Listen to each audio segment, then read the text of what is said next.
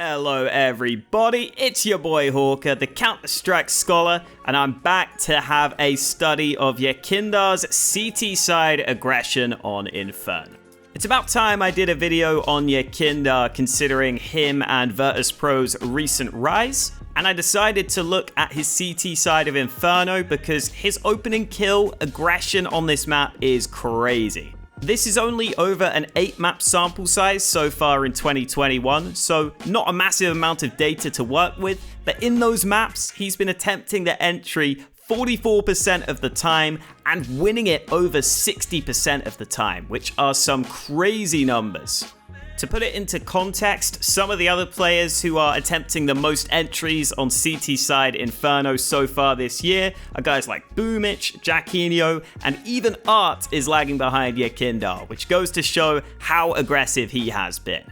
So let's dive into what Yekindar is doing so well on this map. Before we get into the video, I'm trying to see if I can hit 100k subs by the end of the year, so if you enjoy and you haven't subscribed already, help me out, hit that subscribe button, let's get into it. Contrary to what you're seeing in this pistol round clip, Yekindar almost always plays B in the early round, but in this pistol, after Virtus.pro stacked 4B to begin with, I think Jame got some info at second mid, and they decided they wanted to rotate 4 back to A and stack this A side of the map. And these dynamic, fast, and heavy rotations are a staple of VP's game. So it's important Yekindar has the versatility to know how to play on both sides of the map, and he does a really good job from pit in this round. Some of the kills aren't as clean as you would like, but he puts down a smoke to help him, and is aware he just needs to isolate fights from this pit position, which he does well. We get another example of this in the second round, where Yekindar throws supporting flashes on Banana to begin with, but once VP have all this early Banana control, they decide they want to stack heavily over towards A, eventually rotating 4 players over to this A bomb site, and this is partly because they know EG are likely going to have to throw some nades of their own to retake Banana control, and that will give the sound cue away to allow them to rotate back to B if needed. The other nice thing about having a 4-man A stack here is that Yekindar doesn't really need to use his nades to help on the hold because he's got 3 teammates to help him on this A site. So this means once they hear the flash on Banana that suggests EG are retaking Banana control, he's got a full set of utility ready to go on this B bomb site, starting with a smoke, then doing damage with a nade, and finally having some great composure on this Molotov timing, as he waits for the CT smoke to be deployed by EG before throwing it, and this does a really good job at disrupting this push from EG, allows an easy kill early, and even if Yekindar only gets 1 kill on the round, he sets up his teammates for some easy frags.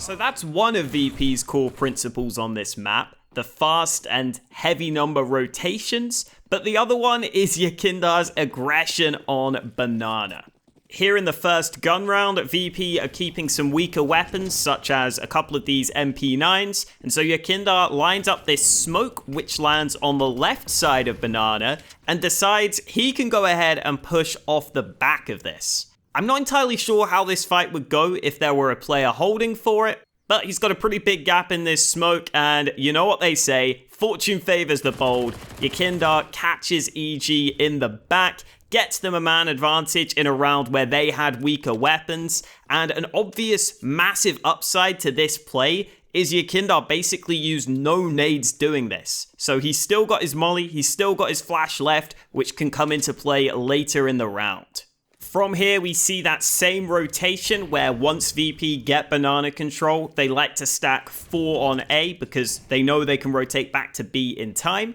But this time they go one step further, with Yekindar even deciding to push into the apartments. And once they get him in this position and they hear the flashes on Banana, they are comfortable full rotating 4 CTs to B because they believe in Yekindar's ability to lock down the round if it indeed comes back to A. And that's what ends up happening. EG try to go back A, but Yekindar's position is too strong for them to handle. They can't coordinate this push well enough for this off angle this late in the round, so Yekindar completely undoes them in this round. That smoke that landed at the bottom of Banana with a gap in is something that Yekindar threw a couple of times throughout the games I saw, but the lineup doesn't seem so specific that it's always going to land the same way. For example, here in the last round in overtime, Yekindar throws the same smoke again and is able to get Banana control, but this time there's a much smaller gap on the right-hand side of it. However, even though EG and Obo has clearly seen this smoke before and is aware that there's a possible player on the other side of it, he tries to jump peek to bait out the shots, and still Yekindar is able to come out on top in this early fight. The game against Astralis was especially interesting for this because Astralis started using a lot of utility to try and deny these plays from Yekindar. For example, in this round, Astralis specifically had a smoke lined up for top Banana to make Yekindar's life difficult early in the round, going for his aggression. Then they follow that up with a flashbang before even throwing a smoke towards top Banana to try and stop Yekindar's aggression. This is something I am very curious to see play out going forwards, but in this round, Yekindar just decides to spam through this smoke, and because the mouth of Banana is so small, it's such a tight choke point, once he starts spamming both sides, he's comfortable walking through this smoke, because he knows there are limited options available for Astralis, and eventually he's able to turn this into a kill and set up a favorable fight for Jaime, who's been sitting passively with the AWP behind him, which is another thing you always have to be worried about. Some of Yekindar's more standard and staple plays include just throwing a molly like in this round and having his teammate flash him in for these Banana fights, and the flash is so good on this occasion that he's able to spray down 2 EG players with their backs turned. Or this one, where, yet again, the Danes are trying to use a lot of utility to deny this aggression from Yekindar, but when this happens against him, he just likes to use his full set of nades, which he doesn't always have to use, flashes himself in to push down deep into Banana, gets the first kill onto Device, and god damn, give me an instant replay of that one. Killing Glaive, the god of the smoke kills, through the smoke with a fast flip. The other big positive Yekindar has on his CT play is he has a real knack for getting into positions that his opponents just never expect him to be in. Here's an example where he gets past the molly that Device throws, then he's able to start moving down Banana off the back of the T-sided smoke that they actually use to extinguish a molly, and after his teammate's incendiary runs out on the right side here in logs, Yekindar tucks himself into a snug little corner, and Device actually ends up clearing the right side of close Banana, but clearly isn't 100% thinking there can be a player close left, doesn't clear it that quickly, and Yekindar is able to get away with an early kill. And then we get an example here against EG where, I'ma keep it real with you, I feel like they probably should have cleared this corner, but it seemed like for the entirety of the first half of this first half, EG just were not ready for Yekindar's aggression.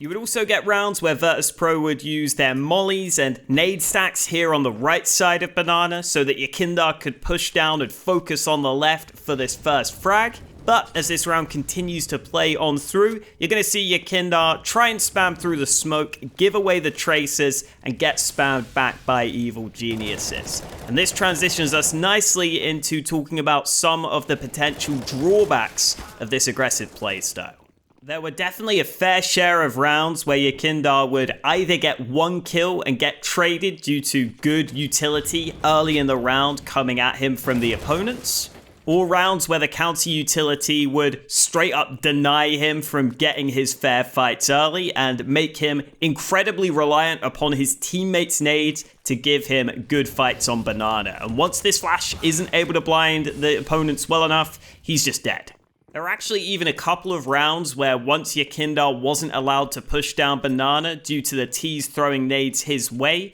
he would try and jump back towards the bomb site and be susceptible to players playing on top of these logs. In the first one, he might have thought that the smoke was obscuring the vision of the player, but in this second one, the jump is probably a bit unnecessary and gives EG a chance that they're able to make the most of. And when your game is built around so much aggression, you might not be as used to playing these spots, so you might make some more mistakes in them. Some of this is obviously just going to be inherent to his aggressive playstyle, which will naturally be polarizing. If you're taking a bunch of early fights, there's no way you can win all of them.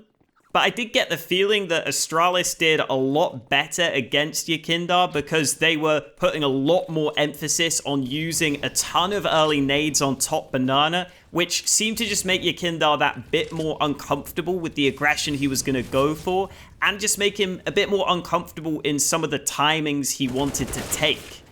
And it's obviously almost certain that once we get back to LAN, these numbers will have to dip to some extent, just due to the pressure of being on LAN and the lower peakers advantage you have on LAN without the ping in play. But overall, with the way Inferno has been trending recently, I still think Yekindar's aggressive play is a big positive on the CT side.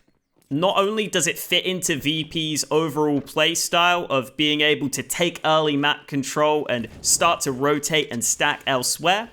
but it also helps his team get some edges on a map that is either 50-50 or maybe even slightly T-sided these days at the pro level. And even when these plays don't work, he can give information to his teammates to help them try and stack the right site, and worst case scenario, saving is always a decent option to manage that economy. And with Yekindar's natural knack for getting into unexpected positions, I definitely think he brings a lot of value to VP's CT side Inferno, and on current form is one of the top CT Inferno players in the world.